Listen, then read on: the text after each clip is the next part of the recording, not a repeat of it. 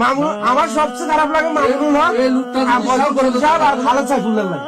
এই তিনটা লোক আমার বেশি খারাপ লাগে। এই দুইটা লোক যদি সংসদে যেত মামুনুল হক শিশির মনে আর একটা নাম গেলে সংসদ কাপ লইলে কাপ লইলে অবশ্যই এই জন্যই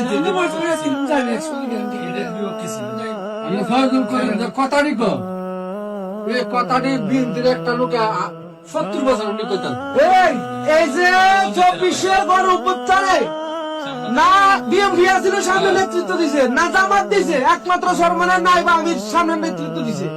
প্রথম এই ব্যারিকেড ভাঙছে 5 তারিখে প্রথম সকাল ডাক্তার যাত্রা বাড়িতে নাইবা আমির পুরো মিছিল লয়ে ঢুকছে ঢাকা শহর ব্যারিকেড ভাঙিয়া। রাজনৈতিক দল হিসেবে এক কথায় সামনে ছিল এই দল, একমাত্র এই দলটা ছিল, আর কোন দল ছিল না। এই যে ইয়ারা তোমার ইয়ারা হাসান আব্দুল্লাহ এরা সবসময় কয়, কিন্তু আমাদের পাশে ছিল একমাত্র সরকারের হুজুররা, নইলে কিন্তু আমাদের জন্য এত সহজ ছিল না। নইলে 5 তারিখে তোমার ব্যারিকেড ভাঙতে পারতো না, আর শেখ হাসিনারা ধরতে পারতো না। পারতো না তখন তোমার জামাত শিবিরও ছিল না, কেউ ছিল না সামনে। রাজনৈতিক দল হিসেবে কেউ ছিল কেউ ছিল না। না। বিএনপি নিজেই কইছে কই আন্দোলন আমরা কোনো